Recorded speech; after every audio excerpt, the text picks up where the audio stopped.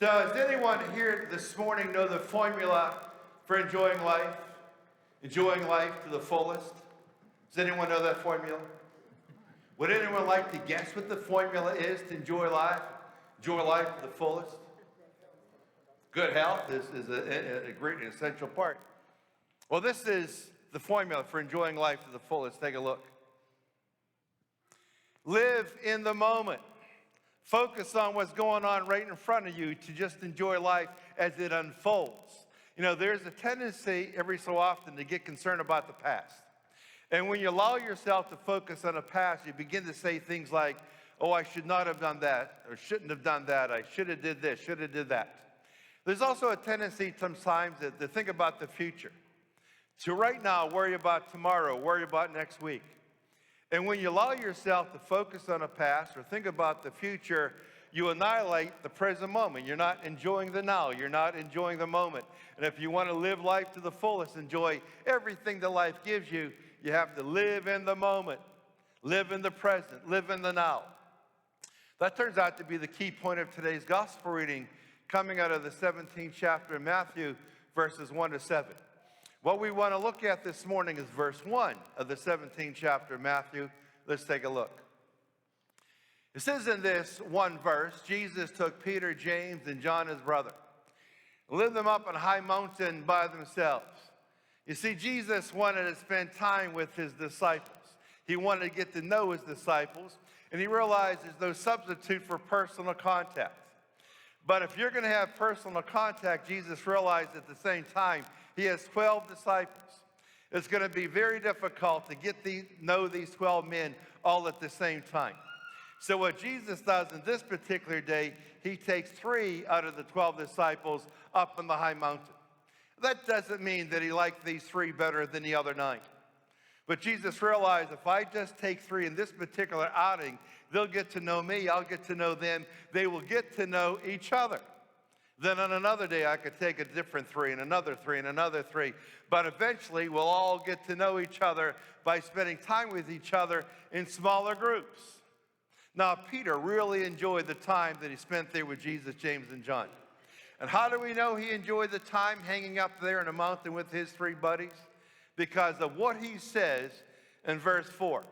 As evidence of the joy Peter had spending time with Jesus, James, and John, let's take a look at verse 4.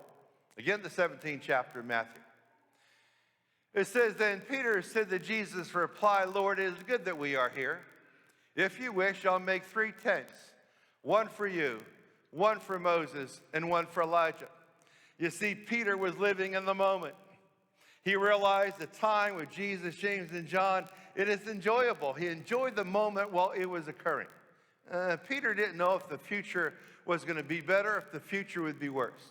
All he knew is right here, right now, up in this moment with my 3 buddies, it doesn't get any better than this. Peter was right.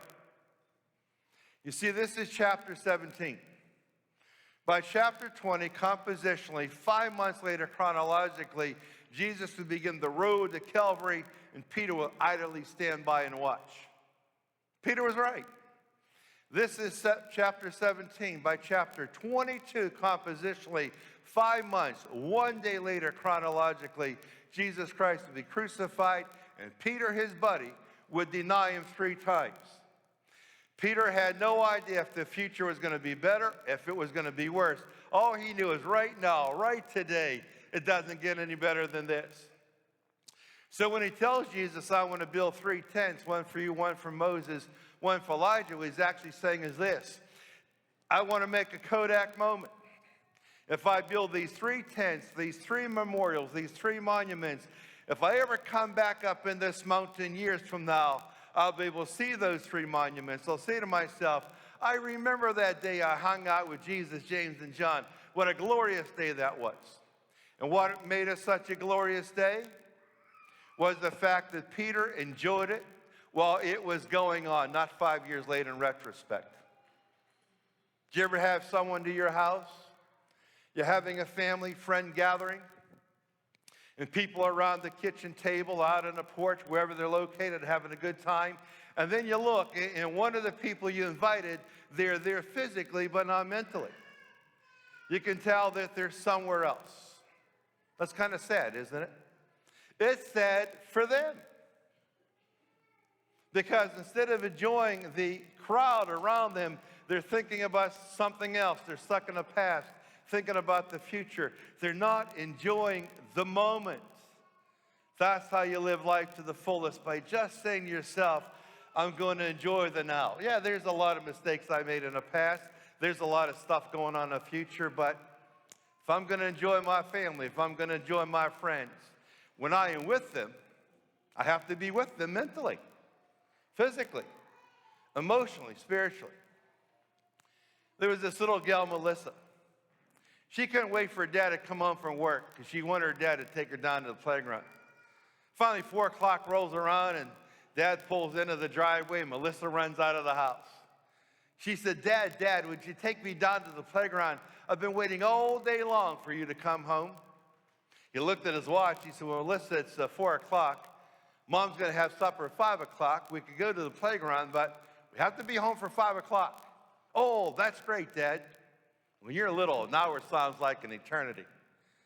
So she jumped in the car and they drive down to the playground. Dad parks the car and he puts the car in park. And Melissa, she jumps out of that car so fast and she bolts right into the playground. Well, eventually Dad got out of the car. He wasn't as excited about being at the playground as she was. It's been a long day and traffic was difficult and Dad was tired. And now he's down at the playground instead of the lazy boy recliner. As Dad enters the playground, he sees a park bench. In the far corner of the playground, one end of the park bench is this elderly lady just sitting there. The other end of the park bench, vacant. So Dad went over and he sat down on the park bench and he struck up a conversation with that elderly lady. Melissa's having a great time. Dad looks at his watch. It's 5 minutes to 5. You realize they got to get home for supper, so be ready. So he said, Melissa, honey, it's time to go home. We've got to go home now. And she said, Daddy, can I have just 5 more minutes? Just 5 more minutes? And he said, okay. Well, she's having a good time, and he's talking to this elderly lady, and next thing you know, he looks at his watch. It's 25 minutes after 5. He realizes they're now late for supper. Mom is probably really getting upset. So he said, Melissa, honey, we got to go home. We got to go home now. Supper's on the table, I am sure. And she said, Daddy, can I have just 5 more minutes? Just 5 more minutes. And he said, okay. Well, she keeps enjoying the playground, and Dad keeps talking to this elderly lady. Next thing you know, he looks at his watch. It is 6 o'clock. Dad says to himself, I don't even want to go home now. No way. But Dad said to Melissa, honey, we got to go home. We got to go home now. And she said, Daddy, can I have just 5 more minutes? Just 5 more minutes. And he said, okay. And the elderly lady said to the dad, boy, your little daughter has you wrapped around her little finger. He said, what do you mean by that? She said, well, every time your daughter keeps asking for 5 more minutes, you keep giving it to her. He said, no, it doesn't work that way. My daughter thinks I'm giving her 5 more minutes to play. No. I'm giving myself 5 more minutes to watch her. Because I know the next time I turn my head, my little daughter will be graduating from high school. I know the next time I turn my head, my little daughter will be walking down some church aisle, marrying some guy that I don't even know right now exists. No. I'm not giving her 5 more minutes to play. I'm giving myself 5 more minutes to watch her. Because the dad realized what? He realized that particular day, those moments were sacred. Right now, he has this little daughter. She's living in his house, under his roof. At night, he knows that she's tucked away in her bed. And he realizes what? Time will go by fast. He knows that there'll be a time when he's going to yearn for that day back. When she goes off to high school and he wonders, is she safe? Is she okay? I don't know. I liked it when she was little and small and under my roof and tucked away in her bed. Dad realized what? He was living in the moment. He was enjoying his little daughter at the time she was little, not many years later. That's why he said no. I'm giving myself 5 more minutes to watch her. Peter does the same thing in today's gospel reading. He enjoyed being with Jesus, James, and John. So excited, he said, Lord, let me make 3 booths, 3 tents, a Kodak moment.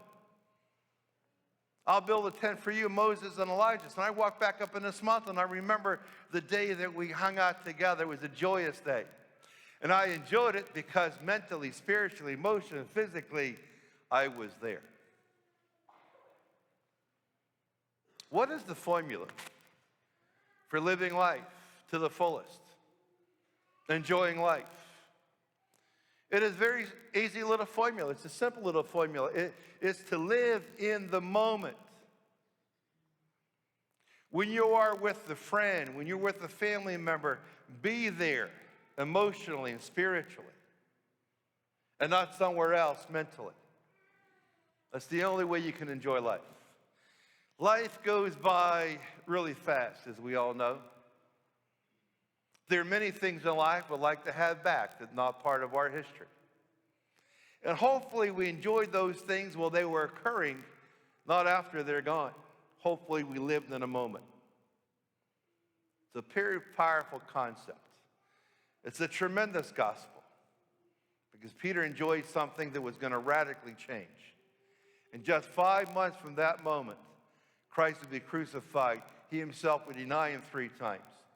But as that time was occurring, he enjoyed it because he was there. He was living in a moment. I started off with a very powerful question, but the answer that I gave to that question has never changed in the history of civilization. It is the same answer that would have been used 1,000 years ago, and now, 1,000 years from now, it will be used. I won't be here to know that, but I already know that the same answer will always be given. What is the formula for enjoying life? Enjoying life to the fullest. And the answer has been, is now, and always will be the same. Live in the moment. Live in the now.